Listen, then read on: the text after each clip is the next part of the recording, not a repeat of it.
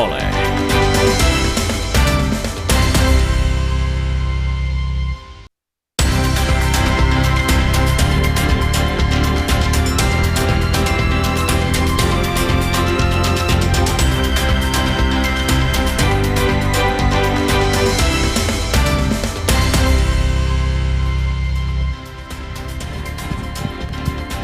Halo, selamat petang saudara. Usai mengumumkan penerbitan surat perintah penyidikan baru, Kejaksaan Agung membentuk tim khusus yang disebut Tim 9 untuk mengusut kasus dugaan korupsi mantan Jaksa Agung Muda Tindak Pidana Khusus Febri Adriansah. Kejagung bilang mayoritas anggota tim adalah jaksa yang berpengalaman bertugas di Komisi Pemberantasan Korupsi KPK. Apakah tim 9 mampu mengusut tuntas kasus ini? Ya, itu akan kami bahas bersama dengan topik lainnya, saudara. Amerika Serikat kembali melakukan operasi militer di Timur Tengah untuk menyerang Iran. Presiden AS Donald Trump bahkan mengancam akan menargetkan pembangkit listrik serta jembatan Iran, kecuali Iran bersedia duduk bersama untuk bernegosiasi. Apakah Iran akan tunduk pada ultimatum Trump itu atau malah melawan agresi Paman Sam? Hari ini 16 Juli 2026, saya Tifal Solesa. Dan saya masih serta Regan. Anda menyaksikan Sapa Indonesia Malam.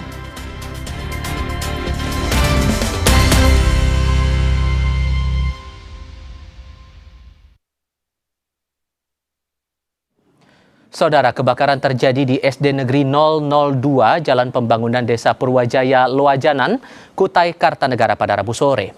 5 ruang kelas dan 8 bangunan kantin hangus.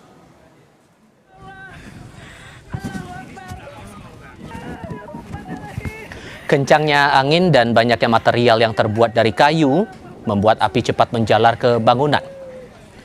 Polisi belum dapat memastikan penyebab kebakaran. Total 5 ruang dan 8 bangunan kantin yang terbuat dari material kayu ludes terbakar. Api dapat dipadamkan setelah 10 unit mobil pemadam tiba di lokasi. Tidak ada korban jiwa. Kerugian ditaksir mencapai ratusan juta rupiah. Terbakar ini sekitar 5 kelas, 8 kantin, 1 ruang UKS, 1 kelas non-muslim, 1 kelas 02B. apinya dari mana, Bang? Nah, kalau titik api masih penyidikan dari pihak kepolisian masih. Saudara, sebuah bangunan 2 lantai dan juga 6 kamar kontrakan di Jalan Kedondong Raya Sunter di Tanjung Priok, Jakarta Utara terbakar pada Kamis siang. Kebakaran dipicu dari korsleting listrik pada salah satu kamar kontrakan, membuat kepanikan warga di sekitar lokasi.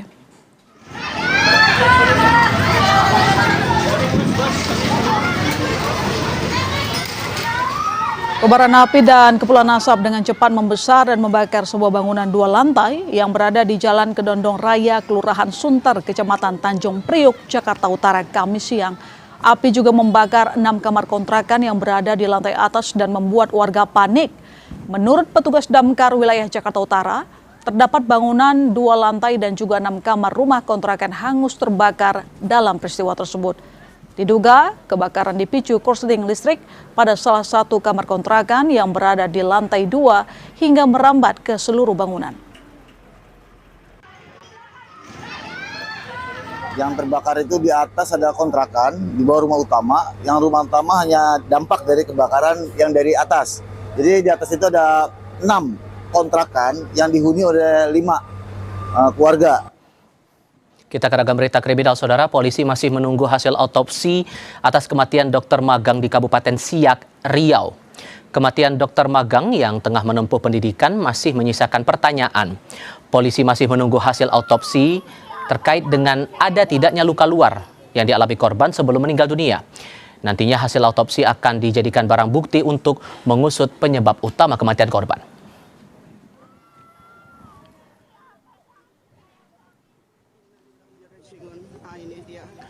Selain menunggu hasil autopsi, polisi juga telah memeriksa 5 saksi, diantaranya 3 orang pegawai rumah sakit dan 2 dokter pembimbing korban. 3 orang pegawai rumah sakit diperiksa terkait dengan awal mula penemuan korban lewat rekaman kamera pemantau atau CCTV. Sementara itu polisi turut memeriksa pelaksanaan kegiatan magang korban di Rumah Sakit Umum Daerah Tengku Rafian melalui keterangan 2 dokter pembimbing korban. Korban diketahui baru menjalani program magang di RSUD Tengku Rafian selama 2 pekan. Ada 5 yang kita periksa, 2 diantaranya dokter pembimbing korban. Keterangan para saksi, tentu yang 3 hanya sebatas mengetahui dan menganalisis kita persesuaian antara CCTV dan yang mereka temukan di lapangan. Dan kemudian untuk dokter pembimbing, ini kami akan lebih intensif nanti, mungkin juga akan dalami juga yang lain terkait bagaimana pelaksanaan kegiatannya di rumah sakit. Pihak Fakultas Kedokteran Universitas Riau membenarkan korban adalah mahasiswa FK yang sedang menempuh pendidikan pada semester 3. Baru saja menjalani program pendidikan dokter spesialis atau PPDS residen anestesi di RSUD Tengku Rafian Siak, Riau sejak 1 Juli lalu. Pihak kampus juga akan memberi pendampingan hukum secara penuh terhadap kasus yang saat ini sedang ditangani polisi. Dan yang ini mendapat jadwal rotasi di rumah sakit daerah Tengku Rafian ya, di Kabupaten Siak. Yang betul bahwa kemudian itu mahasiswa kami dari Universitas Riau ada program untuk didampingi. Itu pendampingan ini sesuai dengan bidangnya yang kami serahkan ke Universitas Riau, umumnya diambil atau didelegasikan kepada kawan-kawan di fakultas itu. Kita ke sorotan lain, seorang perempuan ditemukan tewas dalam kondisi mengenaskan di dalam kamar indekos di Denpasar, Bali. Polisi menangkap terduga pelaku pembunuhan yang tak lain adalah kekasihnya, seorang warga negara asing.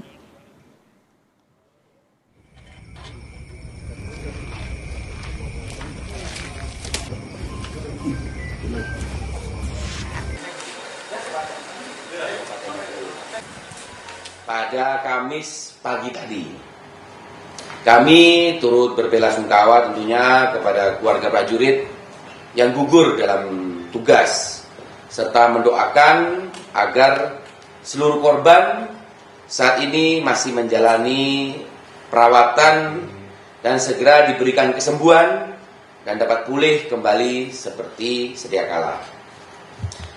Berdasarkan laporan awal yang kami terima, insiden terjadi saat personil melaksanakan prosedur pemeriksaan dan perawatan material munisi di salah satu gudang penyimpanan. Dalam insiden tersebut, 1 orang personil dinyatakan meninggal dunia. Kemudian 4 orang mengalami luka berat dan 2 orang lainnya mengalami luka ringan. Sesaat setelah kejadian, satuan segera melakukan evakuasi seluruh korban ke rumah sakit untuk mendapatkan penanganan medis secara cepat, sekaligus melaporkan secara prosedural dan berjenjang. Saat ini, Tentara Nasional Angkatan Darat telah mengambil langkah-langkah penanganan awal dengan memberikan perhatian dan pendampingan penuh terhadap korban, berkoordinasi dengan rumah sakit, serta memberikan dan membentuk tim investigasi untuk melakukan pendalaman dan investigasi secara menyeluruh guna mengetahui secara pasti kronologis maupun penyebab insiden tersebut. Perlu kami tegaskan juga bahwa proses ini dilakukan secara profesional, objektif dan menyeluruh, agar setiap fakta yang diperoleh nantinya dapat dipertanggungjawabkan. Kami juga mengajak seluruh pihak untuk bersama-sama memberikan ruang kepada tim investigasi agar dapat bekerja secara optimal, serta menghindari spekulasi mengenai penyebab kejadian sebelum seluruh proses pemeriksaan selesai. Tim investigasi sudah dibentuk dan sore hari ini juga sudah berangkat menuju ke tempat kejadian. Kemudian TNI Angkatan Darat yang jelas berkomitmen untuk menangani peristiwa ini secara serius, transparan, sekaligus memastikan setiap langkah penanganan terhadap korban maupun proses investigasi berjalan sebaik-baiknya. Mungkin itu yang bisa kami sampaikan, dan terima kasih. Saya minta untuk media, untuk perkembangan selanjutnya akan kami sampaikan, dan bersabar agar tim investigasi dapat bekerja dengan baik. Dan saya minta juga tidak ada pemberitaan-pemberitaan atau spekulasi-spekulasi yang negatif terhadap kejadian ini. Mungkin itu saja perlu saya sampaikan. Akhir kata, wabillahi taufiq wal hidayah. Wassalamualaikum warahmatullahi wabarakatuh. Shalom, salam sejahtera untuk kita semuanya. Om Santi Santi. Bagus dari MSPB. Ya. Mau nanya, untuk ini jenis amunisi apa yang meledak dalam insiden tersebut? Baik. Kedua, sebenarnya penyebab sementaranya itu apa sih dok? Untuk gejala awalnya. Baik, tadi sudah saya sampaikan ya Mas ya.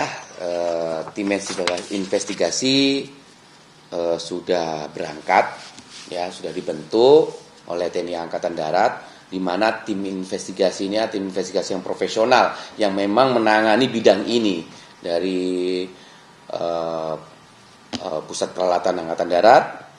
Kemudian kejadian ini tadi sudah kami sampaikan adalah pemeliharaan, yaitu di mana melaksanakan harwat pemeliharaan dan perawatan yang memang sudah melalui prosedur-prosedur yang sudah dijalankan, dan prosedur-prosedur itu sudah melalui protap-protap mulai dari briefing awal sampai pelaksanaan.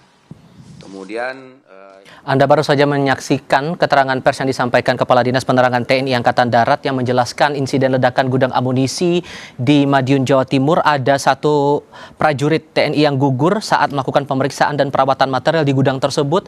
Ada pula 4 korban luka berat dan 2 terluka ringan. Ada jaminan dari TNI AD seluruh korban akan mendapatkan pendampingan, sementara TNI AD juga akan membentuk tim investigasi untuk mendalami peristiwa tersebut secara menyeluruh.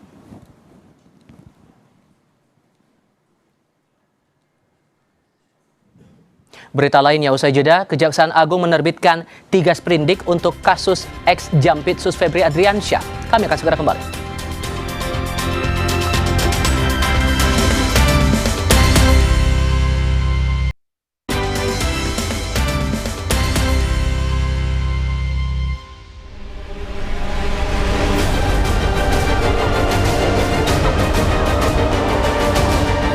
Kejaksaan Agung telah menerbitkan sprindik sebanyak 3 sprindik, kita bentuk tim khusus. Ini terdiri dari 9 orang. Yang jelas sebagian besar penyidik-penyidik ini yang berasal mantan alumni KPK. Dalam kasus ini kejaksaan tersangkut dengan konflik kepentingan. Meskipun ada beberapa tadi disebut Bu Katarina Girsang, saya mengenalnya dengan baik saat di KPK, tapi akan sangat sulit bagi kejaksaan untuk benar-benar berjarak. Kalau sudah menindaklanjuti penanganan perkara dugaan korupsi dan tindak pidana pencucian uang yang melibatkan ex-Jampitsus Febri Adriansyah, Kejaksaan Agung telah mengeluarkan 3 surat perintah penyidikan atau sprindik baru. Kejaksaan Agung juga telah membentuk tim khusus untuk menangani perkara ex-Jampitsus, di mana anggotanya sebagian besar merupakan jaksa-jaksa yang pernah bertugas di KPK. Kejaksaan Agung telah menerbitkan sprindik sebanyak 3 sprindik. Ada 3, yaitu terkait sprindik nomor 43, dugaan tindak pidana korupsi dan TPPU untuk PT Krakatau. Yang kedua, sprindik nomor 44, dugaan tindak pidana korupsi untuk perkara PLTU PLN yang bailout. Ketiga, sprindik 45 terkait dengan Asabri, sebagaimana laporan misalnya yang kita terima dari penyidik Polri. Jadi sudah dibentuk, dan semenjak diterbitkan sprindik, maka segala kegiatan dan tindakan-tindakan yang bersifat Pro Justisia sudah beralih kepada penyidik kejaksaan. Seperindik baru, kami terbitkan makanya seperindik yang sifatnya khusus, kita bentuk tim khusus. Ini terdiri dari 9 orang. Yang jelas sebagian besar penyidik-penyidik ini yang berasal mantan alumni KPK. Jaksa-jaksa yang pernah bertugas di KPK. Kurang lebih 9 orang. Di antaranya ada Saudara Priyono, ada Saudara Katarina Girsang, ya. Ada Jata Dungalo, deh.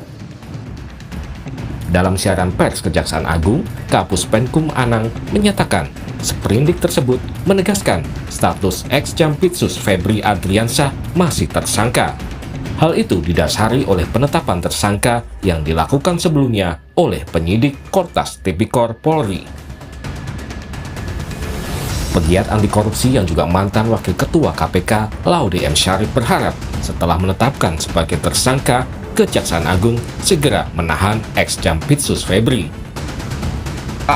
Oleh karena itu kita berharap bahwa nomor satu, kalau kita mau serius, jaksa segera mentersangkakan.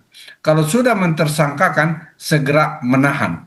Seperti itu. Jadi dalam waktunya ini hitungan minggu per minggu. Karena barang bukti yang didapat sekurang-kurangnya yang dilihat oleh masyarakat sudah jauh lebih cukup untuk mentersangkakan orang tersebut. Dan kedua untuk menahannya. Yang ketiga adalah siapa saja aktor-aktor yang terlibat, karena tidak mungkin dilakukan oleh hanya satu orang.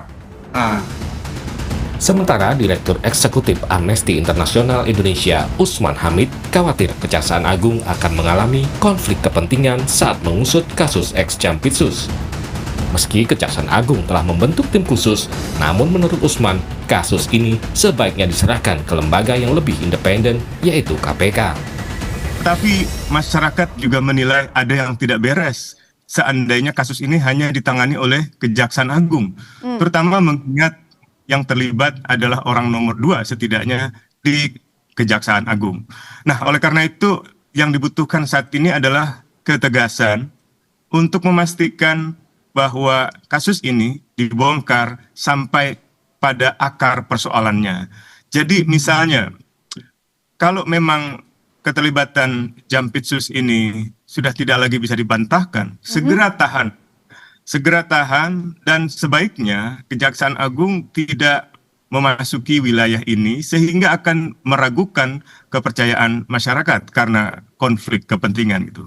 Sebaliknya, Jaksa Agung seandainya ia menyerahkan kepada KPK, itu justru akan memperlihatkan keterbukaan Jaksa Agung di dalam membuka masalah sistemik di dalam kelembagaannya, bahkan menyerahkan kasus ini ke lembaga yang memiliki independensi lebih.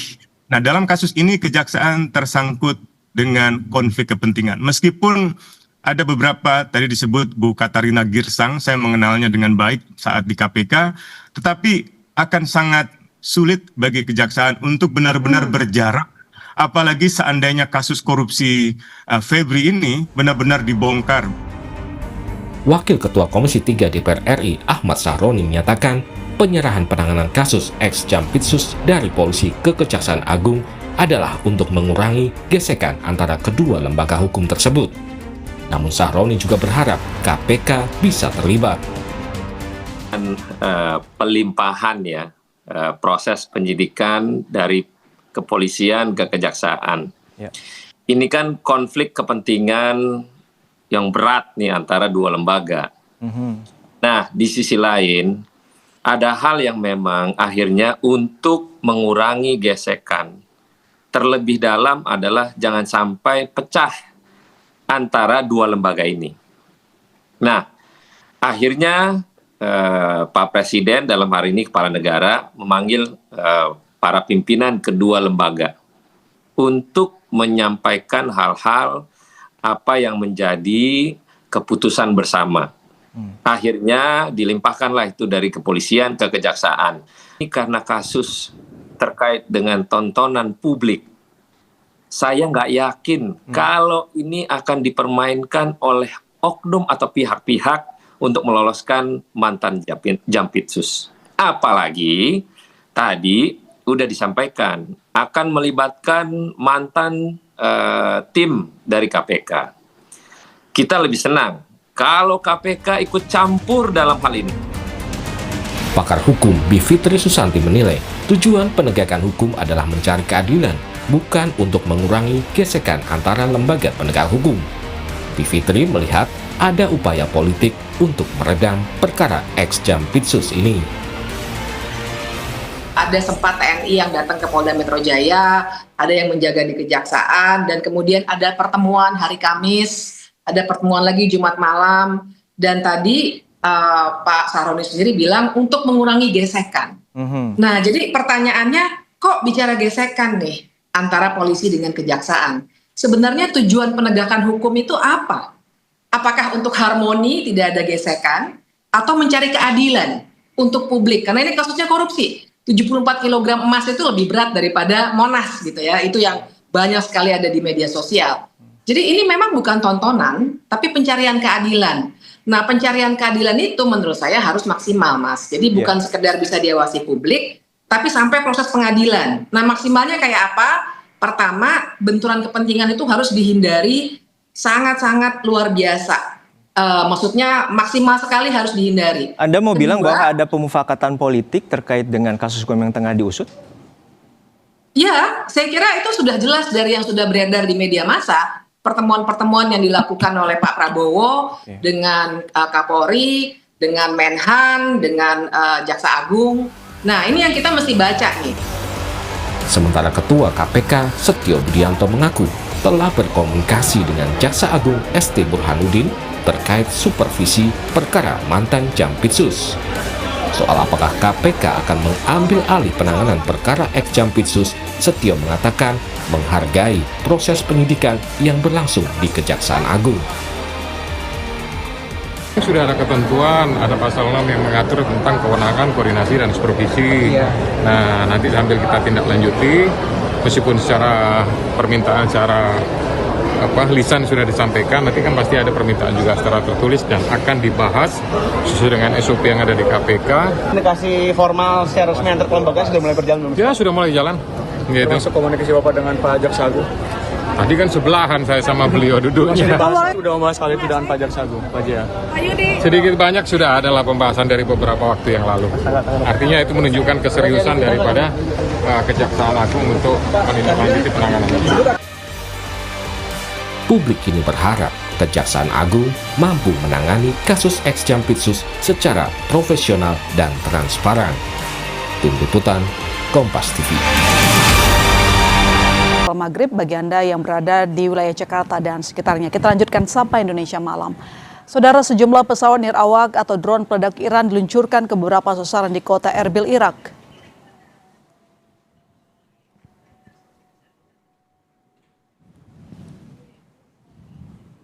Rekaman menunjukkan serangkaian drone menyasar kota Erbil di wilayah Kurdistan, Irak.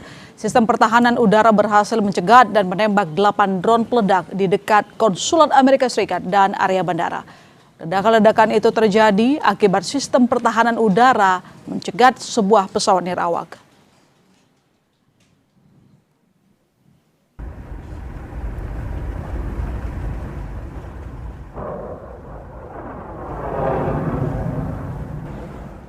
Dalam rekaman lain, kebakaran besar terjadi usai pertahanan udara menembak jatuh drone dan rudal Iran di wilayah Erbil. Perdana Menteri Irak mengecam serangan drone tersebut yang dianggap melanggar wilayah udara Erbil di tengah ketegangan yang sedang berlangsung antara Amerika Serikat dan Iran. Irak menegaskan tidak akan menoleransi upaya jahat yang merusak fasilitas rakyat Iran.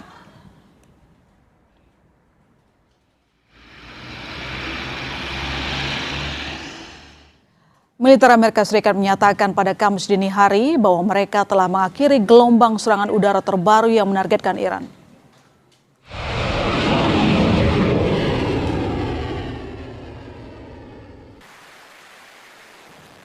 Pernyataan ini disampaikan saat Pusat Komando Amerika Serikat merilis video yang memperlihatkan militer Amerika Serikat meluncurkan beberapa serangan yang ditujukan ke Iran.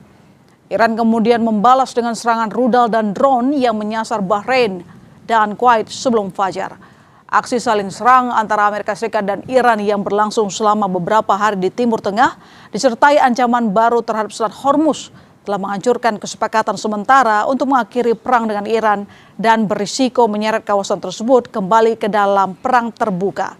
Sejauh ini, pejabat Iran menyatakan bahwa serangan Amerika Serikat telah menewaskan lebih dari 35 orang dan melukai lebih dari 300 lainnya.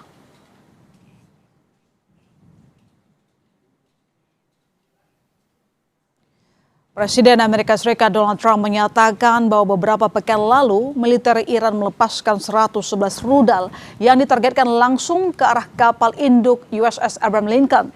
Dalam pernyataannya, sang presiden mengklaim seluruh rudal tersebut berhasil dihalau dan jatuh ke laut dengan mudah. We had 111 missiles shot a few weeks ago by our lovely friends from Iran. They were aimed at the Abraham Lincoln, which is a beautiful aircraft carrier, by the way. The SS Abraham Lincoln, 111 in a short period of time. Out of the 111 missiles shot, 111 missiles were knocked into the sea easily. Think of that. Militer Amerika Serikat melaporkan telah menghantam sebuah kapal berbendera Krakow yang berlayar menuju pelabuhan Iran di kawasan Teluk. Menurut Pusat Komando Amerika Serikat, kapal tanker minyak tersebut mengabaikan peringatan saat berupaya melonggar blokade Amerika Serikat. Pesawat AS melumpuhkan kapal itu setelah menembakkan rudal ke arah cerobong asap dan dilaporkan tidak lagi melanjutkan pelayaran menuju Iran.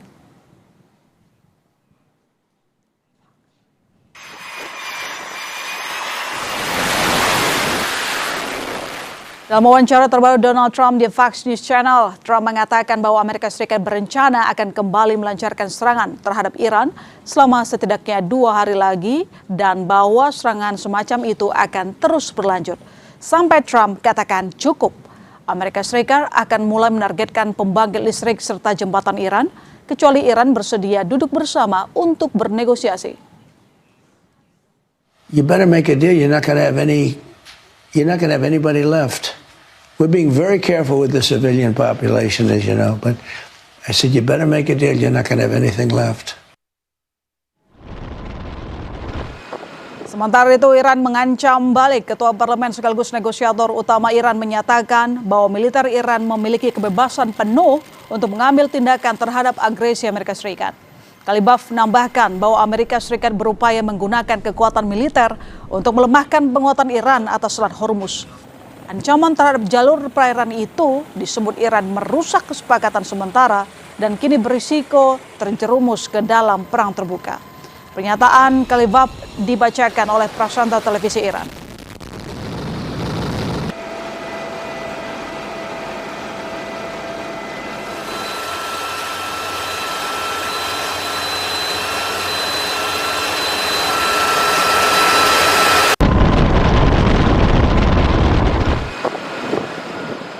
در طول مذاکرات با ایستادگی ترتیبات ایرانی تنگه هرمز را در تفاهمنامه تثبیت کردیم.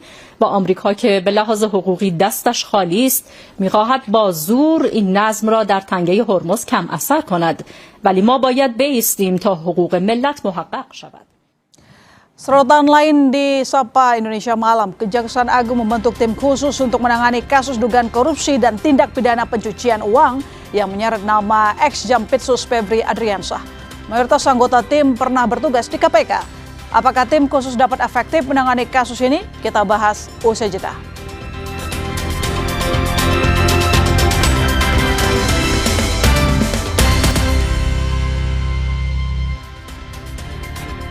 Saudara, Kejaksaan Agung membentuk tim khusus yang beranggotakan 9 orang untuk menangani kasus dugaan korupsi dan tindak pidana pencucian uang yang menyeret nama ex-Jampitsus Febri Adriansyah. Mayoritas anggota tim adalah jaksa yang berpengalaman bertugas di Komisi Pemberantasan Korupsi atau KPK.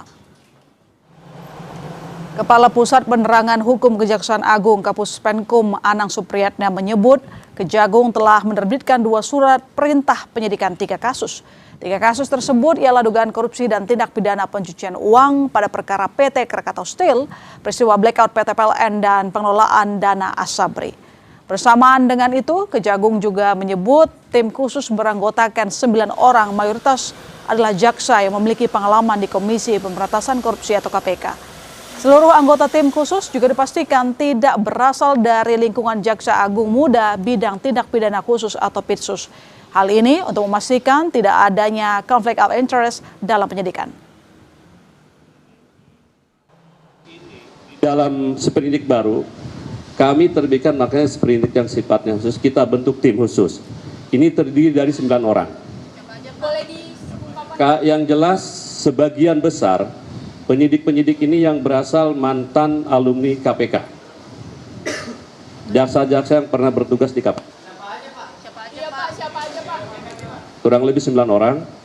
Di antaranya ada Saudara Priyono, ada Saudara Katarina Girsang.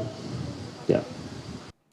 Lantas bagaimana agar pembentukan tim khusus 9 orang dapat memberi keyakinan bahwa kasus terkait Ex-Jampitsus dapat ditangani secara independen sampai tuntas?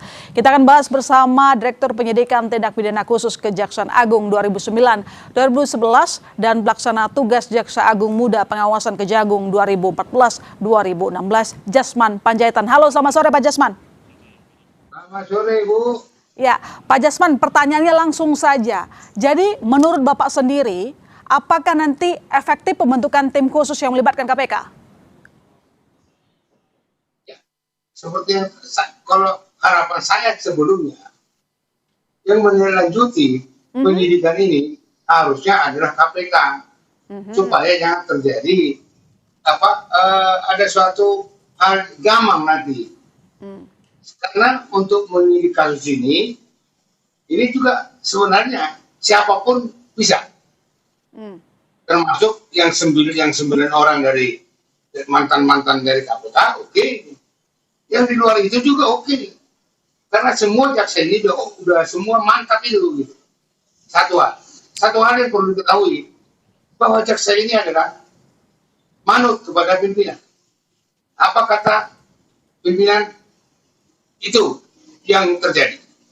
Karena di kejaksaan itu, Jaksa Agung itu adalah penuntut umum tertinggi.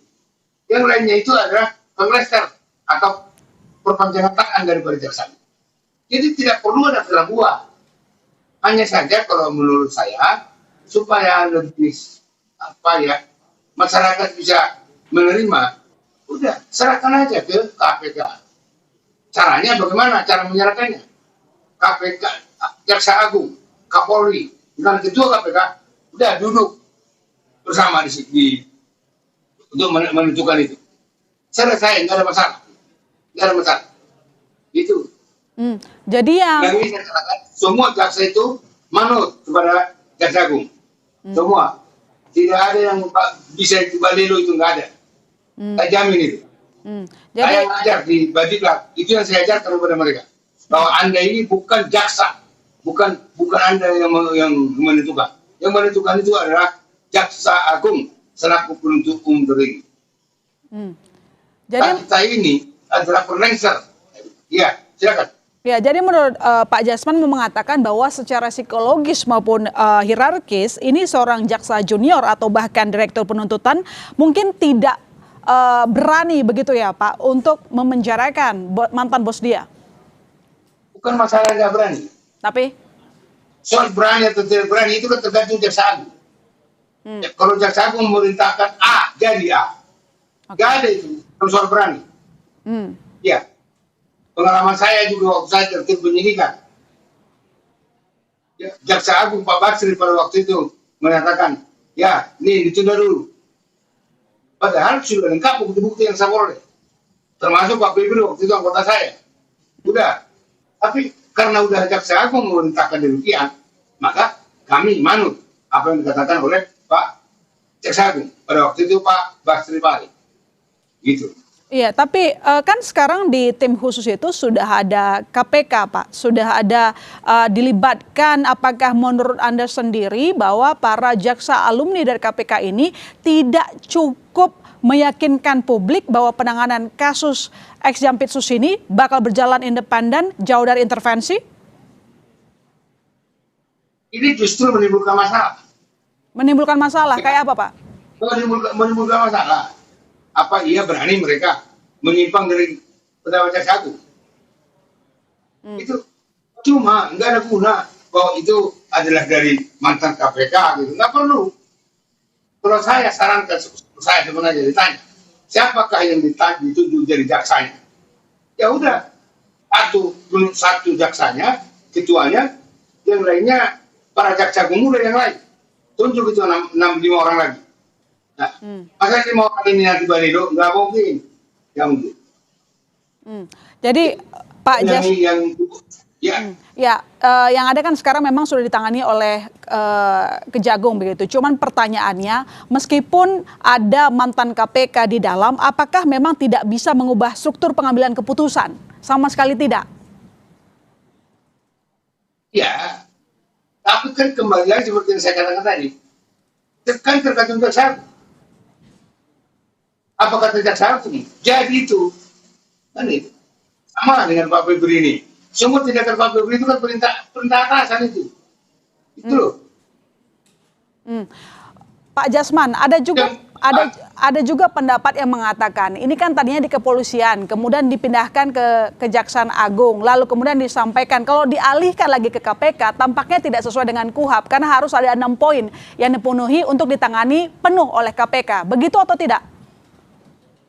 Soal ini tidak sesuai dengan KUHAP. Pengalihan ini ke kejaksaan tidak sesuai KUHAP itu. Saya sependapat dengan Pak Profesor Mahfud. Ini nggak jelas itu dasarnya itu. Nggak bisa. Kok jadi kalau bisa seperti ini, kenapa Jaksa Agung, Kapolri dan Ketua KPK tidak bisa mengambil keputusan mengenai itu?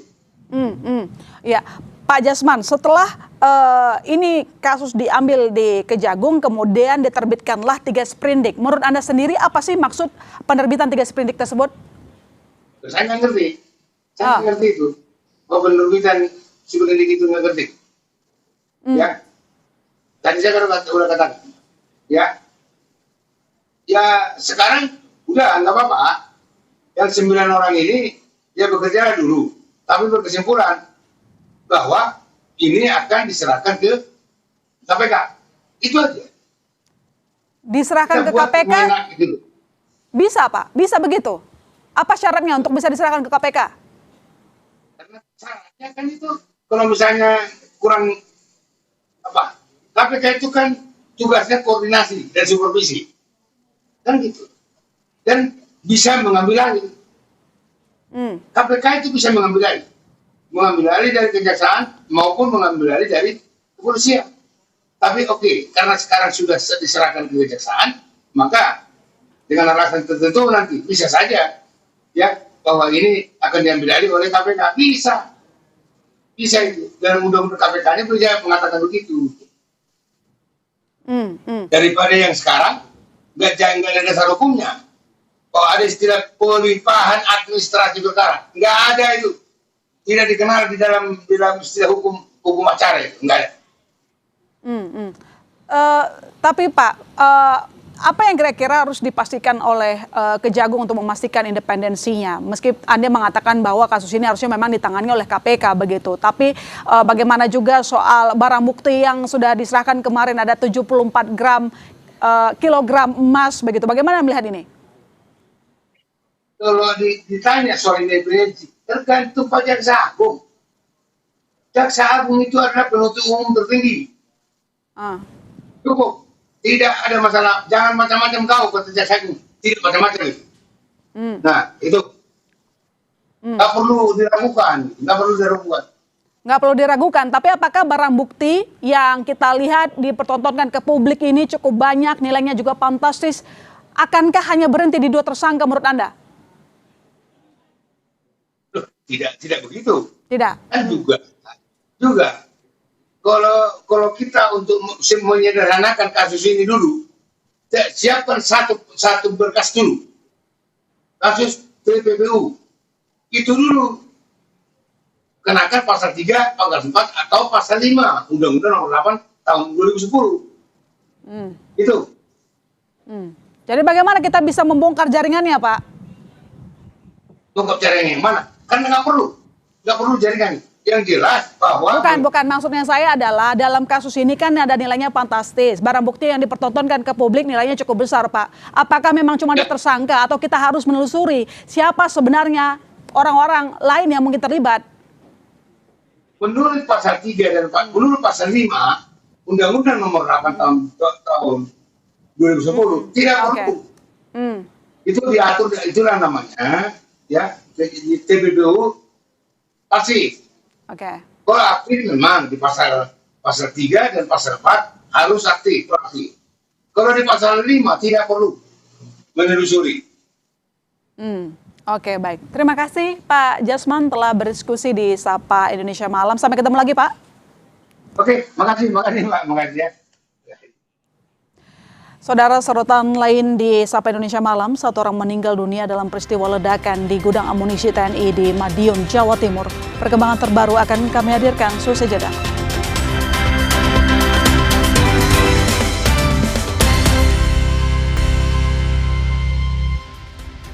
Anda kembali menyaksikan Sapa Indonesia Malam. Saudara, 2 wisatawan asal Tiongkok tewas tenggelam saat melakukan aktivitas snorkeling di perairan Pulau Kelor, Labuan Bajo, Manggarai Barat, Nusa Tenggara Timur, Rabu kemarin.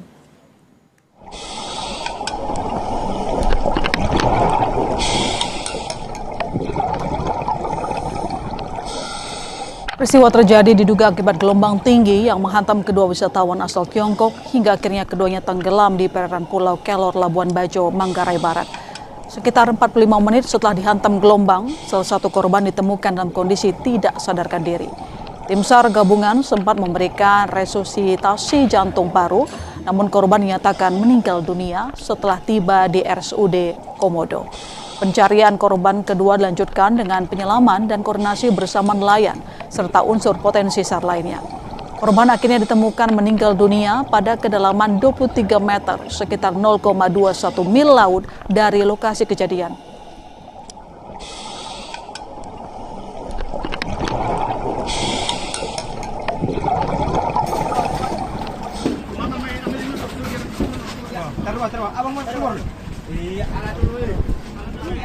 Kedua wisatawan asal Tiongkok yang tenggelam di perairan Pulau Kelor dievakuasi menuju pelabuhan Labuan Bajo sebelum diserahkan ke tim medis di RSUD Komodo. Pasca peristiwa yang menewaskan 2 wisatawan asal Tiongkok, wisatawan diminta mewaspadai gelombang tinggi di sekitar perairan Taman Nasional Komodo.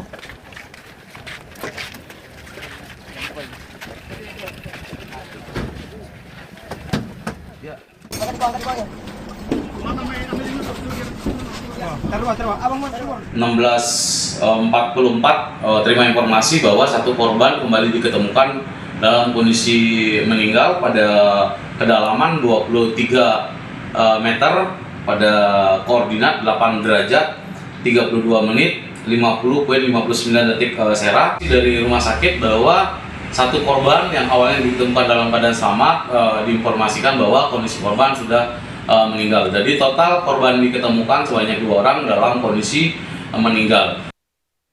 Saudara, ledakan diduga terjadi di gudang pusat amunisi yang berlokasi di Kecamatan Saran, Kabupaten Madiun, Jawa Timur pada Kamis pagi. Insiden ini mengakibatkan 1 personel TNI meninggal dunia, sementara 4 orang mengalami luka berat dan 2 lainnya alami luka ringan. Kejadian ini terjadi di saat para personel tengah melakukan pemeriksaan dan perawatan amunisi di gudang tersebut. Pasca kejadian, Satuan TNI Angkatan Darat langsung melakukan evakuasi terhadap seluruh korban. Kadis Penat Brigjen TNI Doni Pramono menyatakan, saat ini TNI Angkatan Darat telah melakukan penanganan awal, yakni melakukan pendampingan terhadap korban di rumah sakit. Selain itu, TNI AD juga membentuk tim investigasi untuk melakukan pengusutan terkait dengan penyebab utama ledakan. Terjadi saat personil melaksanakan prosedur pemeriksaan dan perawatan material munisi di salah satu gudang penyimpanan. Dalam insiden tersebut, 1 orang personil dinyatakan meninggal dunia. Kemudian 4 orang mengalami luka berat dan 2 orang lainnya mengalami luka ringan. Saat ini, Tentara Nasional Angkatan Darat telah mengambil langkah-langkah penanganan awal dengan memberikan perhatian dan pendampingan penuh terhadap korban, berkoordinasi dengan rumah sakit, serta memberikan dan membentuk tim investigasi untuk melakukan pendalaman dan investigasi secara menyeluruh guna mengetahui secara pasti kronologis maupun penyebab insiden tersebut.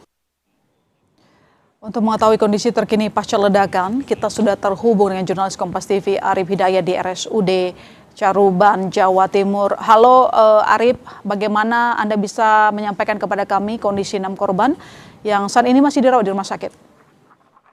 Ya, selamat malam Ilona dan saudara. Kami terus mengonfirmasi kepada Direktur Rumah Sakit Umum Daerah Caruban, Kabupaten Madiun, Jawa Timur ini bahwa keempat korban luka yang saat ini mengalami luka berat ini terus dilakukan perawatan intensif begitu di instalasi gawat darurat RSUD Caruban. Sementara 2 korban lainnya yang statusnya mengalami luka ringan ini juga sedang dilakukan perawatan di Rumah Sakit Umum Daerah Caruban, Kabupaten Madiun, Jawa Timur.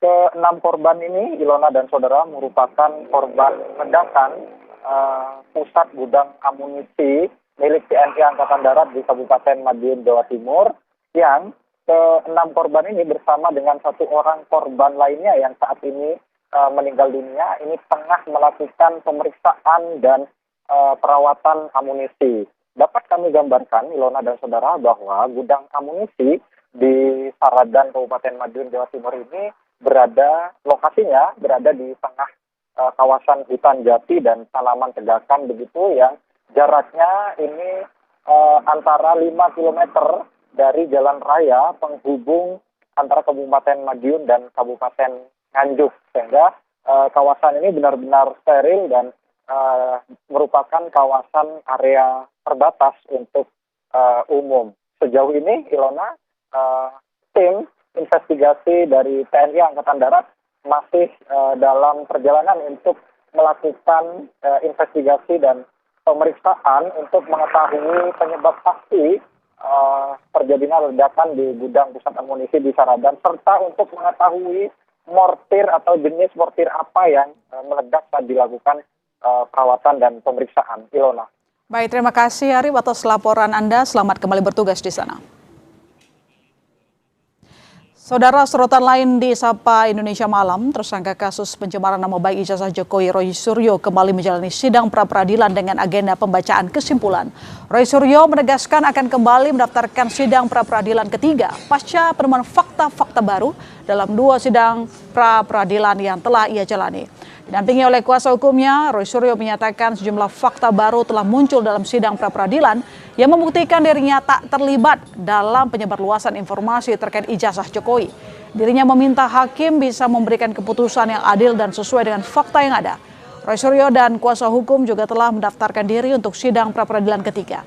Roy menyebut pra-peradilan yang baru saja didaftarkannya ini masih berhubungan dengan perkaranya di pra-peradilan pertama, yaitu terkait dengan teknik penangkapannya sebagai tersangka. Adapun sidang putusan pra-peradilan Roy Suryo yang kedua akan dilakukan pada Senin pekan depan. Adanya fakta-fakta ini termasuk fakta-fakta persidangan ahli dan tidak ada saksi di pra-peradilan yang kedua. Kami mohonkan kepada hakim tunggal itu untuk menggunakan benar-benar pikiran dan kebijakannya, karena hakim itu kalau sudah menyampaikan putusan, itu adalah putusan yang harus diikuti oleh semua pihak, dan moga-moga itu akan menjadi keputusan yang terbaik pada hari Senin tanggal 20 Juli tahun 2026 jam 1 siang. Dan sedikit saya tambahkan, kami juga sudah kemarin, kami sudah masukkan pada hari Kamis permohonan pra-peradilan yang ketiga, dan pra-peradilan yang ketiga ini insya Allah kalau itu insya Allah akan juga kita memperoleh hasil yang sama seperti pra-peradilan yang pertama. Sementara itu, tim kuasa hukum Dr. Tifa menilai jaksa penuntut umum keliru menerapkan pasal dalam perkara dugaan pencemaran nama baik terkait polemik ijazah Presiden ke-7 Jokowi. Hal itu disampaikan kuasa hukum Dr. Tifa, Lutfi Hakim, usai sidang lanjutan yang beragendakan pembacaan tanggapan JPU atas perlawanan terdakwa di Pengadilan Negeri Jakarta Timur Kamis siang. Menurut Lutfi, dakwaan yang menggunakan pasal 32 dan pasal 35 Undang-Undang ITE tidak tepat karena substansi perkara yang didakwakan berkaitan dengan pernyataan lisan, bukan tindakan memanipulasi atau mengubah dokumen elektronik. Kalau jaksa akan menggunakan kegiatan perkataan saudara Tifa dalam acara dengan Aiman Wicaksono sebagai delik perbuatan mengubah, menciptakan dan sebagainya, maka yang terjadi haruslah pertama kali dahulu adalah Jokowi mengatakan apa yang dimiliki oleh Dian Sandi itu benar adalah ijazah saya dan saya keberatan dengan perbuatan saudara Tifa. Ini tidak pernah ada pengakuan oleh saudara Jokowi bahwa yang ditunjukkan oleh saudara Dian Sandi itu adalah miliknya. Kalau betul, ya dia nggak usah menunjukkan ijazahnya. Dia cukup mengatakan kepada pers, kepada kita semua, bahwa itu yang ditunjukkan saudara Dian Sandi milik saya. Informasi lain, Menteri Pekerjaan Umum Dodi Hanggodo buka suara soal isu mutasi sejumlah aparatur sipil negara di Kementerian PU terkait dengan bocornya surat perjalanan dinas ke Amerika Serikat. Usai rapat kabinet di Istana, Menteri Pekerjaan Umum Dodi Hanggodo membantah mutasi di kementeriannya karena bocornya surat dinas tersebut. Dodi menyebut mutasi merupakan hal yang biasa terjadi. Sebelumnya beredar narasi yang menyebut ratusan ASN Kemenpu dimutasi ke sejumlah daerah buntut bocornya surat perjalanan dinas Dodi ke Amerika Serikat. Dokumen tersebut jadi sorotan publik karena nama istri dan anaknya ikut dalam perjalanan dinas tersebut. Tak hanya soal mutasi, Dodi juga membantah isu yang menyebut keponakannya diangkat sebagai salah satu komisaris BUMN. Bagaimana terkait dengan bocornya surat Bapak? Nggak ada. Kalau mutasi itu benar Pak? Mutasi kan biasa aja. Pegawai gue 38.600 bisa nggak boleh mutasi ya? Tapi berarti bukan karena isu yang surat bocor. Nah, Pak yang komisaris jadi ponakan apa Pak? Bukan sayembara. Kalau lu bisa buktikan, gue kasih lu umroh. Keluarga lu semua. Itu bukan ponakan apa Pak? Bukan sayembara tuh, gue kasih waktu sebulan. Berarti bukan ponakannya Pak? Ya, lu pikir sendiri dah. Sebelumnya Menteri PU Dodi Hanggodo jadi sorotan usai surat dinas ke Amerika Serikat bersama dengan istri dan anaknya tersebar di medsos. Sekretaris Jenderal Kementerian PU saat itu Apri Artoto menjelaskan jika nama istri dan anak Menteri PU dalam surat dinas tercatur untuk keperluan pembuatan visa. Namun biaya perjalanan dinas ke Amerika Serikat untuk keluarga menteri tidak menggunakan APBN melainkan melalui dana pribadi. List itu ada anggota keluarga itu memang di dalam di dalam komunikasi kami dengan Kementerian Luar Negeri dalam rangka pengurusan visa itu sebaiknya memang dijadikan di dalam satu daftar.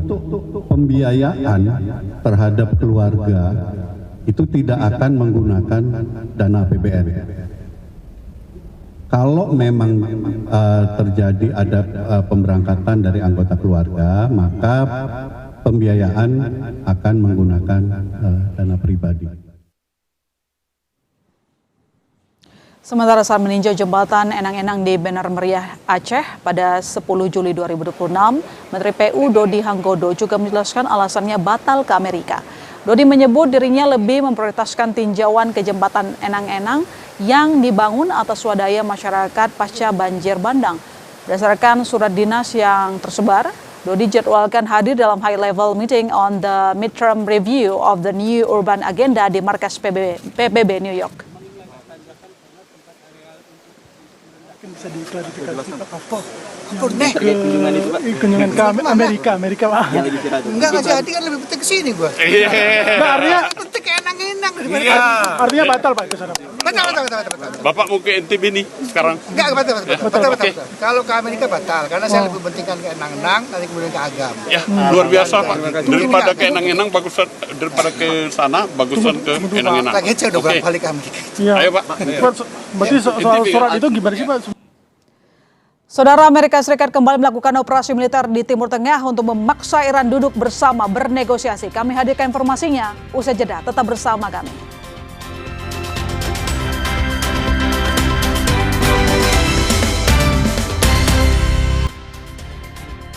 Saya Tifal Salesa melanjutkan Sapa Indonesia Malam, Saudara. Sejumlah pesawat nirawak atau drone peledak Iran diluncurkan ke beberapa sasaran di kota Erbil, Irak. Rekaman yang Anda lihat ini menunjukkan rangkaian serangan drone yang menyasar kota Erbil di wilayah Kurdistan, Irak. Sistem pertahanan udara berhasil mencegat dan menembak 8 drone peledak di dekat konsulat Amerika Serikat dan area bandara. Ledakan-ledakan itu terjadi akibat sistem pertahanan udara mencegat sebuah pesawat nirawak.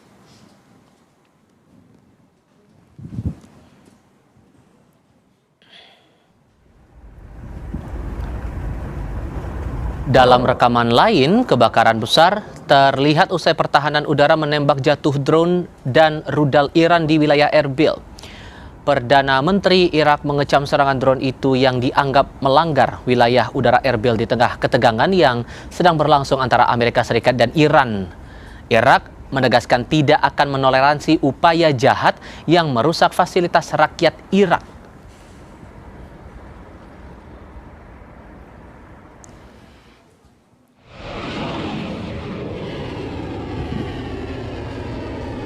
Di lain pihak, militer Amerika Serikat menyatakan pada Kamis dini hari mereka telah mengakhiri gelombang serangan udara terbaru yang menargetkan Iran.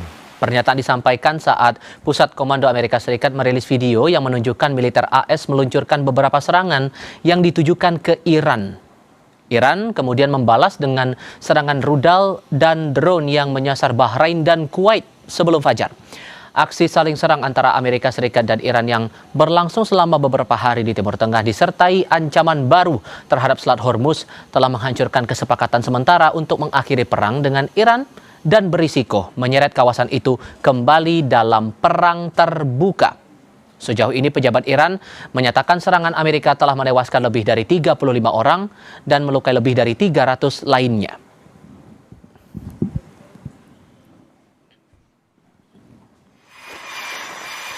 Dalam wawancara terbaru Donald Trump di Fox News Channel, Presiden Amerika Serikat itu mengatakan Amerika berencana akan kembali melancarkan serangan terhadap Iran selama setidaknya 2 hari lagi dan bahwa serangan semacam itu akan terus berlanjut, katanya, sampai Trump katakan cukup.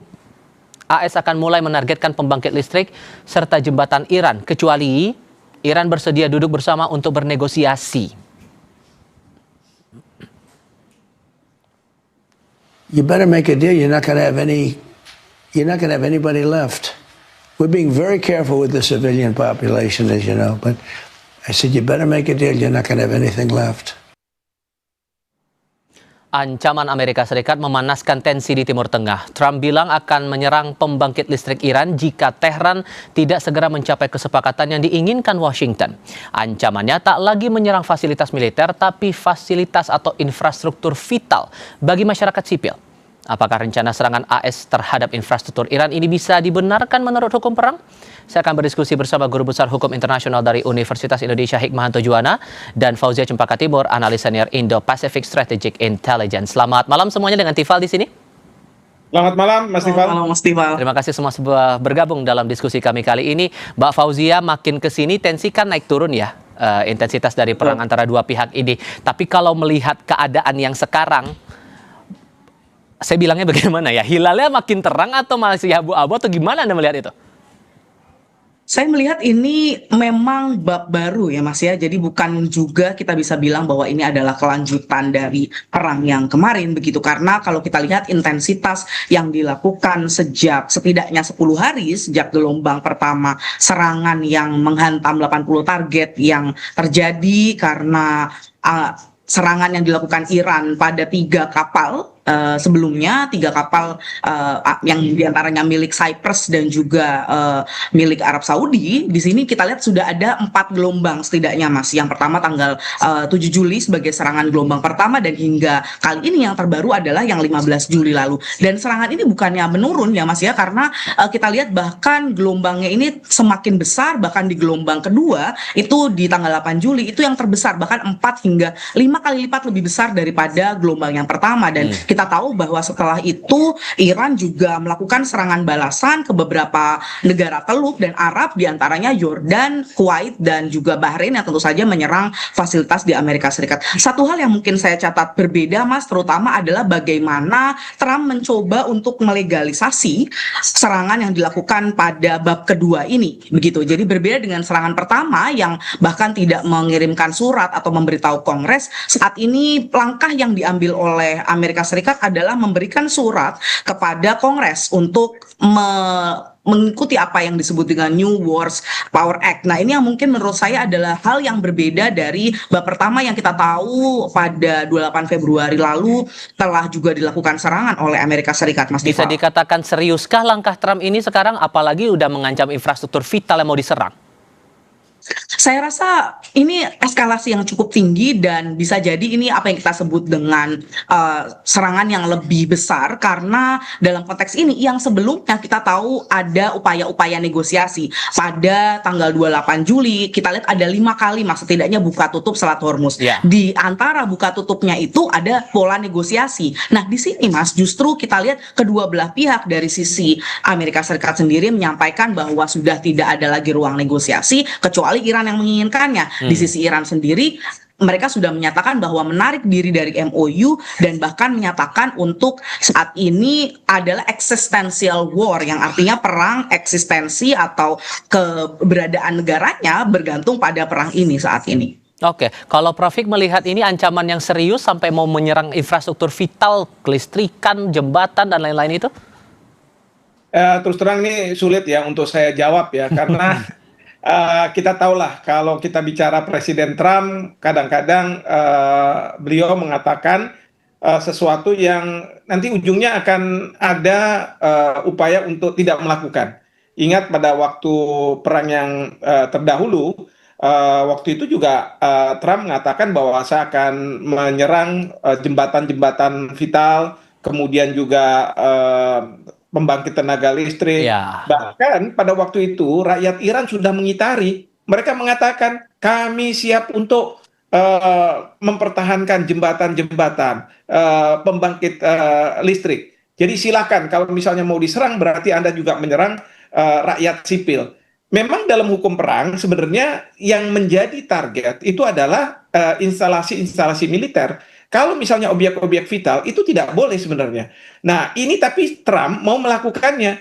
Nah, ini pertanyaan kita, apakah ini ancaman supaya Iran mau tunduk, yang kita sebut sebagai coercive diplomacy, diplomasi yang dengan paksaan, atau ujung-ujungnya yang sering orang Amerika bilang, Trump always chicken out. Jadi kalau misalnya sudah sampai satu titik, lalu kemudian Trump akan mundur gitu ya. Dia akan takut dengan apa yang sudah disampaikan. Atau jangan-jangan, Prof, sorry saya potong. Atau jangan-jangan ini upaya Trump buat mancing negara sekutunya, sebutlah Israel, buat ikut-ikutan juga di situ? Ya, bisa jadi. Tetapi menurut saya, Israel sekarang ini mereka juga mengkhawatirkan bahwa Iran akan menyerang Israel, dan memang Israel sudah mengatakan kalau misalnya sampai Iran menyerang kami akan menyerang Iran lebih besar lagi. Ya, tetapi yang saya lihat bahwa ajakan Trump ke banyak negara sebenarnya tidak diikuti. Belum lagi negara-negara Teluk di mana ada pangkalan militer Amerika, ini mereka terus terang kerepotan karena dari sisi Iran mengatakan saya tidak akan membiarkan pangkalan-pangkalan militer Amerika Serikat itu digunakan untuk menyerang kami.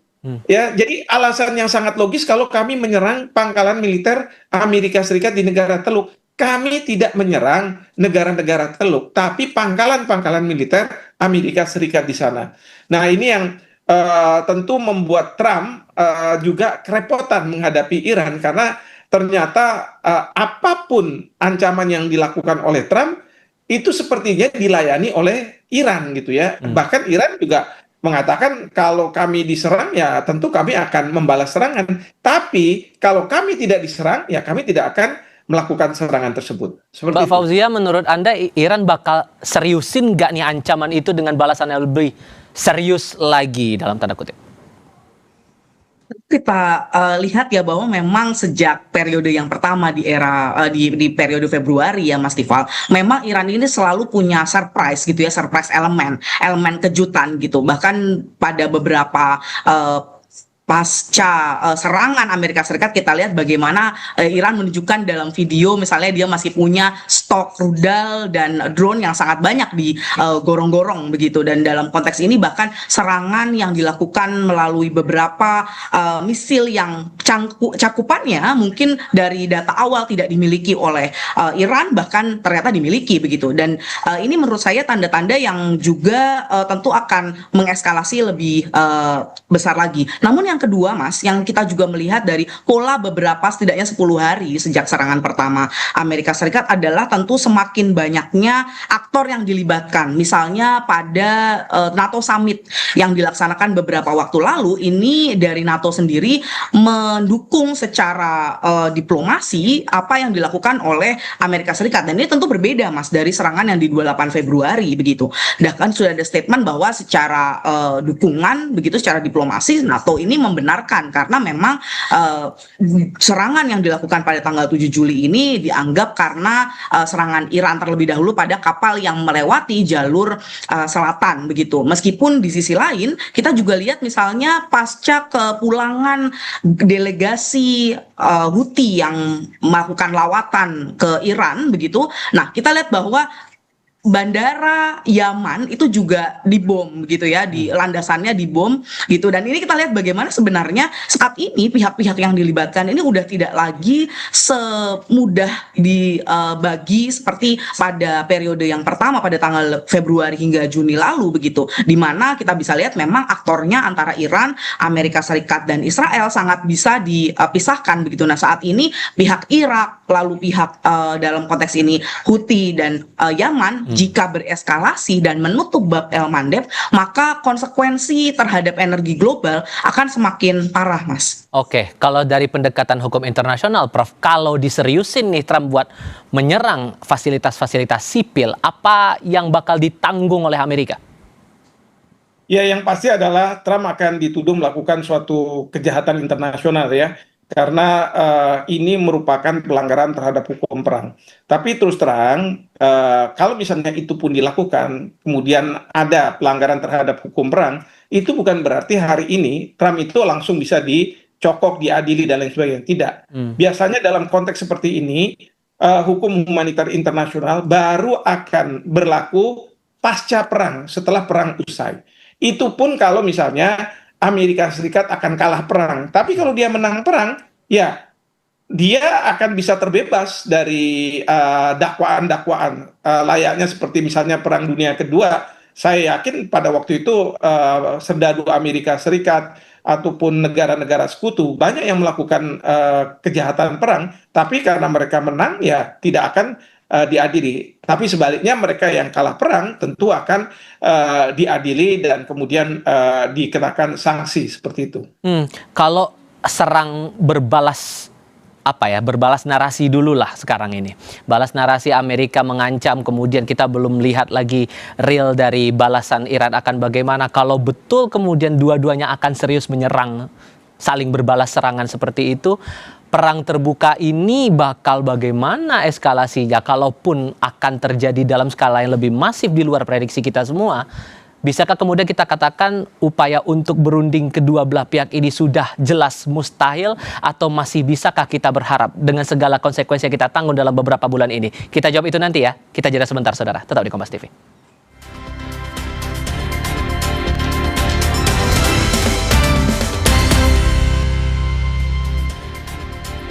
Kalau sudah tarik ulur seperti ini, Prof Hik, kita masih bisa berharap nggak ya kalau dua pihak ini bisa berdamai, kembali berunding lagi, atau udah tutup buku nih? Sebenarnya masih bisa berharap, karena apa? Saya monitor Pakistan dan Qatar itu sekarang sedang mengupayakan dengan sangat keras untuk supaya Amerika Serikat dan Iran kembali ke meja perundingan, melakukan kontak-kontak sehingga bisa mengakhiri perang yang sekarang ini sedang bereskalasi. Itu yang pertama. Dan yang kedua, tentu Presiden Trump.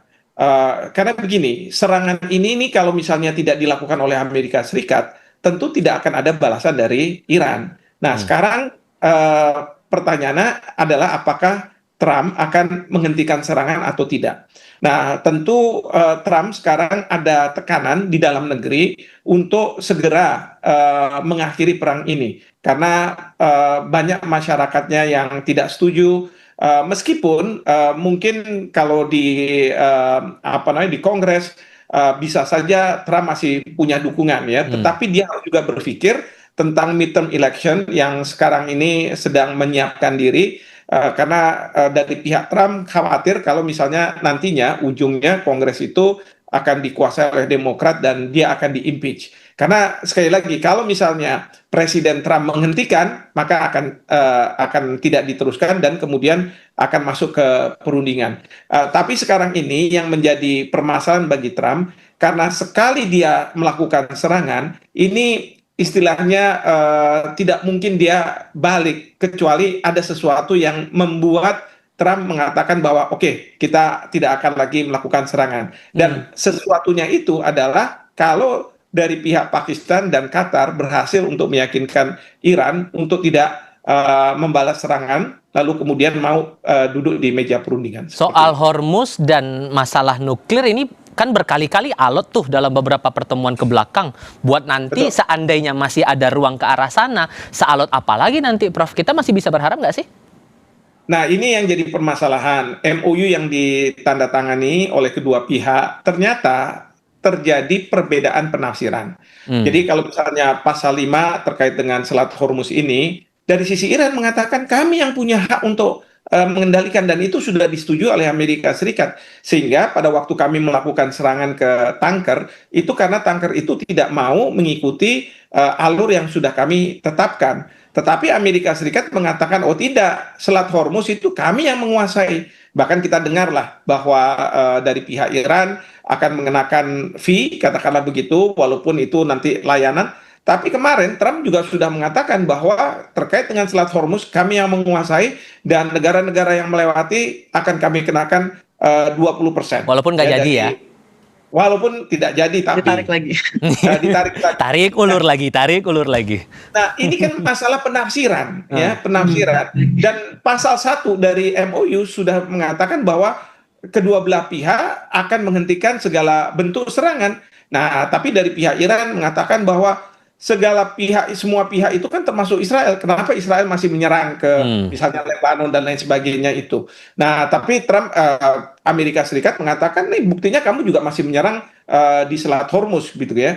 Jadi ini memang menjadi permasalahan, dan pada waktu MOU ditandatangani memang sejak awal ini rapuh. Karena apa? Ini merupakan katakanlah kesepakatan yang tarik ulur gitu ya. Akhirnya tercapai, tetapi sangat fragile, sangat rapuh untuk dimisinterpretasi oleh para pihak. Itu yang terjadi. Mbak Fauzi, apalagi kita ingat juga Iran kan sudah pernah bilang akan balas dendam kematian Ayatollah Ali Khamenei ini. Kalau sudah sampai begini, AS pun sudah bilang ancamannya ke zona sipil, ujung-ujungnya perang terbuka, seberapa besar potensi itu? Saya rasa ada satu hal, Mas, yang menentukan apakah nantinya akan terjadi perang terbuka atau tidak, yaitu apakah Amerika Serikat sendiri memiliki kemampuan untuk tidak hanya melakukan serangan udara, begitu. Karena kalau kita lihat saat ini yang dilakukan oleh Amerika Serikat adalah melakukan secara besar-besaran serangan udara dengan sudah sampai 4 gelombang, dan yang diserang pun sebenarnya kalau dilihat memang tempat-tempat yang sangat tempat pertahanan A2AD atau akses air begitu, dan senjata yang dimiliki oleh misil dan juga pertahanan yang dimiliki oleh Iran begitu. Dan dalam konteks ini, apakah Amerika Serikat sendiri berhasil untuk tidak hanya bertahan di serangan udara jika ini dilakukan, karena ini menjadi problem di perang di Februari hingga Juni lalu gitu, bahwa Amerika Serikat tidak dapat maju ke tahap berikutnya, yaitu melakukan serangan darat. Nah, ini yang sebenarnya kita lihat apakah dapat dilakukan oleh Amerika Serikat. Jika iya, tentu eskalasinya akan semakin tidak tertahan begitu ya Mas ya. Dan itu yang pertama. Yang kedua adalah apakah tadi ancaman yang diberikan terhadap misalnya pengayaan nuklir, infrastruktur nuklir, atau bahkan jembatan dan infrastruktur sipil lainnya benar-benar dilakukan, karena itu sudah merupakan kotak Pandora, Mas Tifal, yang artinya kalau misalnya sudah sekali dilakukan itu akan sangat sulit begitu bagi Amerika Serikat untuk keluar dari perang lagi yang ke bab kedua ini. Karena kalau kita lihat sebenarnya memang Amerika Serikat sendiri sudah secara energi Mas, sejak perang dari Februari ke Juni lalu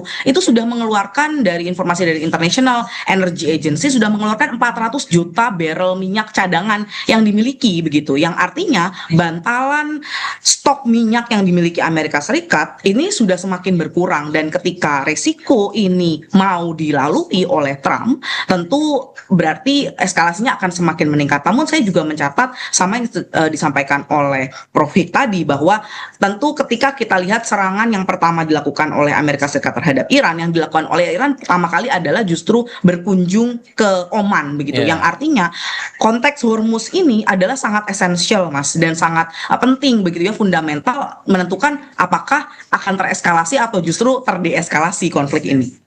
Adakah hal-hal yang membuat kedua belah pihak bakal melonggar sikapnya? Ini kan udah mau 5 bulan perang ini akan berjalan di antara dua belah pihak, tapi masih adakah sisi bahwa kedua belah pihak akan melonggarkan ego masing-masing, Mbak Fauzia? Kalau saya lihat memang ada satu indikator yang tidak muncul pada saat yang pertama begitu ya, yaitu bagaimana Trump mencoba memasukkan surat ke Kongres, yang artinya meminta approval Kongres. Jika ini terjadi, maka, dan apalagi jika diberikan approval dari Kongres dalam bentuk anggaran atau bahkan approval untuk menyerang, maka paling tidak kita harus melihat perang ini dalam waktu 60 hari, karena jendela waktu yang dibuka oleh New Wars Power Act adalah 60 hari Mas Tifal. Jadi kita harus siap menghadapi bab kedua yang mungkin panjangnya sekitar 60 hari begitu, untuk melihat apakah ini akan terdeeskalasi atau tereskalasi. Nah, itu yang dari sisi Amerika Serikat. Sedangkan kalau dari sisi Iran sendiri, tentu poin yang paling berbahaya adalah ketika proksi lain, tidak hanya Houthi tapi juga konteks Irak dan juga beberapa yang seringkali dianggap sebagai proksinya Iran ini diaktifasi Mas, yang tentu cost imposition, yang artinya beban dari perang ini nantinya tidak hanya untuk negara-negara Teluk dan Amerika Serikat dan Israel saja begitu, tapi negara-negara lain dan dunia global harus siap-siap juga menanggung akibatnya, yang bahkan ketika perang ini direaktivasi, di-renew atau direaktivasi kembali, reeskalasi kembali, IMF langsung memperbaiki estimasi pertumbuhan ekonomi global yang sebelumnya 3,5 menjadi 3%. Oke, sehingga Prof. Hik, terakhir untuk Anda, bakal ada yang ngalah nggak di antara dua belah pihak ini? Kalau ngalah sih sebenarnya agak sulit ya, karena ini kalau dari sisi Trump, sebelum isu nuklir bisa terselesaikan, sebelum isu Selat Hormuz terselesaikan, maka dia tidak akan mundur, karena bagi dia yang dia janjikan kepada rakyat Amerika Serikat bahwa Selat Hormuz akan dikuasai, lalu kemudian Iran tidak akan memiliki senjata nuklir. Tapi bagi Iran juga sulit untuk dia mundur, karena dia akan mengatakan tidak, Selat Hormuz adalah merupakan sesuatu yang kami kuasai dan kami akan pegang itu terus. Dan yang kedua, terkait dengan nuklir ini, memang Iran mengatakan kalau senjata nuklir memang sejak awal kami sudah tidak lagi memiliki ya, karena pada waktu ada Ali Khamenei sudah ada fatwa. Tetapi masalahnya ada uranium yang sudah diperkaya. Lalu kemudian kalau nuklir untuk tujuan damai kan boleh, kenapa tidak boleh? Nah, ini yang kemudian bagi Iran tidak akan mundur sejengkal pun dari posisinya. Nah, di sini ya memang ujung-ujungnya kita harus lihat nih bagaimana perjanjian perdamaian yang setelah MOU ini dibuat akan mengakomodasi ini semua. Dan ini sangat sulit gitu ya, bukannya sesuatu yang sangat mudah karena masing-masing pihak sekarang saling curiga. MOU yang sudah di atas kertas gitu ya, hitam di atas putih masih bisa dilanggar. Bukannya tidak mungkin kalaupun ada perjanjian nanti perjanjian damai, masalah ini juga bisa meletup lagi. Ya, dugaan saya ujung-ujungnya adalah ya perang akan diambangkan aja seperti kayak Ukraina dengan Rusia, sekali-sekali ada serangan-serangan, tetapi ya sudah seperti ini yang akan terjadi. Tapi itu sangat ya membuat dunia selalu khawatir karena sewaktu-waktu perang itu bisa meletus menjadi besar seperti yang terjadi pada saat sekarang. Makanya tidak salah kalau kemudian ada yang bilang soal perang ini yang tahu hanya Tuhan, Iran, dan Amerika Serikat saja yang bisa memahami jalurnya kemudian. Prof. Hik, Mbak Fauzia, terima kasih sudah mau berdiskusi bersama saya kali ini. Selamat malam untuk Anda berdua. Terima kasih, selamat malam. Selamat malam, terima kasih. Berita soal Piala Dunia akan hadir sebentar lagi. Tim Tango Argentina kembali menjejakkan kaki ke final Piala Dunia usai menyingkirkan Inggris 2-1. Tetap di Kompas TV.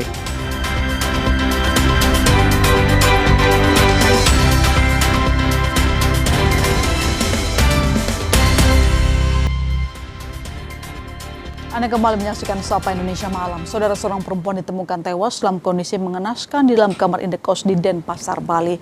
Polisi menangkap terduga pelaku pembunuhan yang tak lain adalah kekasihnya, seorang warga negara asing.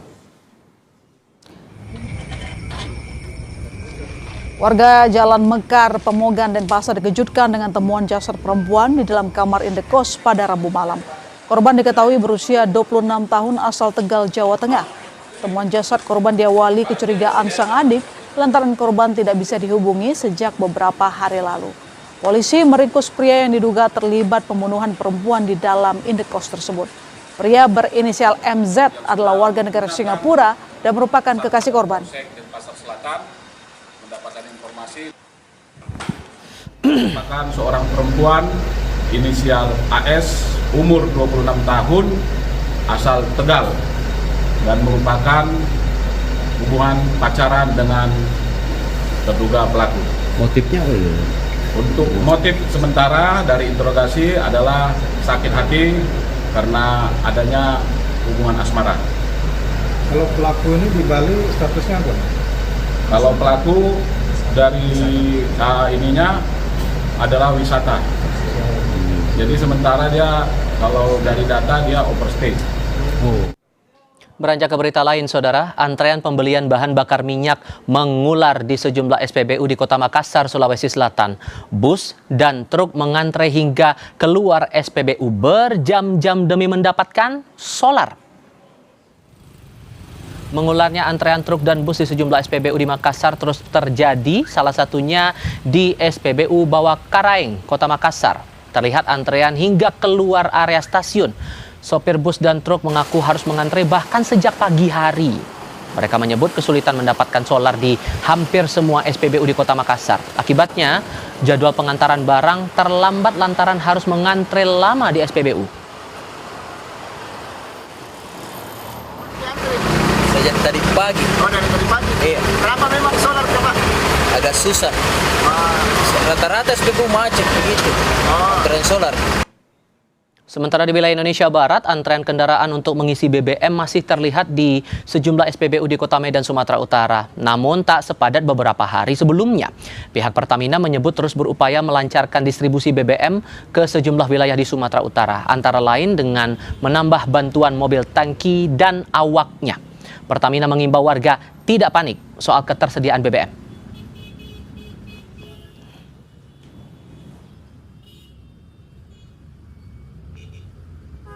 Sementara itu, Wakil Menteri Energi dan Sumber Daya Mineral Yulio Tanjung menanggapi kelangkaan bahan bakar minyak hingga memicu antrean kendaraan di sejumlah SPBU berbagai daerah. Yulio bilang masalah distribusi BBM saat ini cenderung persoalan teknis. Sementara stok BBM masih aman bahkan lebih dari cukup. BBM di terminal terpadu, ini pengiriman itu relatif lancar. Kemudian distribusi dari terminal terpadu ke SPBU ada hambatan transportasi atau bagaimana? Ya kita juga sudah turunkan tim ke lapangan. Jadi untuk ini ya kita akan selesaikan permasalahan ada antrian-antrian di SPBU di beberapa daerah. Tapi stok aman, lebih dari cukup. Kita ke berita mancanegara, kebakaran hutan di Ontario, Kanada terus meluas. Kebakaran hutan mempengaruhi operasional kereta api di dekat Armstrong, Ontario.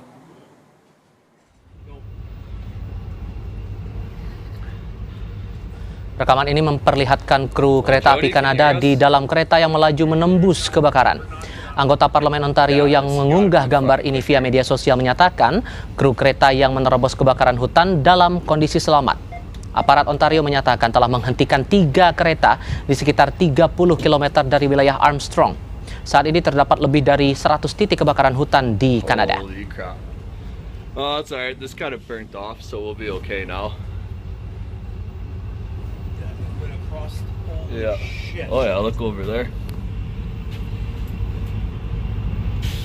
You guys got a light now or what? Saudara, atlet Denmark berhasil mencetak rekor baru setelah menyelesaikan lintasan halang rintang di dalam biang lala atau kincir raksasa setinggi 30 meter. Mantan juara dunia obstacle course racing Ida Matilda Stensgaard mengerahkan kekuatan kecepatan dan ketepatannya hingga batas maksimal di lintasan yang dibangun khusus di atas pelabuhan Odense. Berjuang melawan waktu, gravitasi, cuaca, dan gerakan kincir, Stensgaard berhasil melewati 6 rintangan dalam 1 putaran struktur tersebut.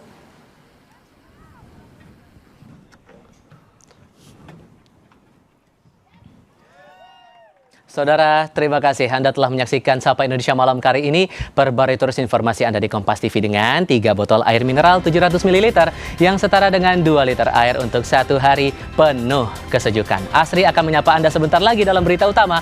Saya Tifal Solesa. Dan saya masih Targen pamit. Sampai jumpa.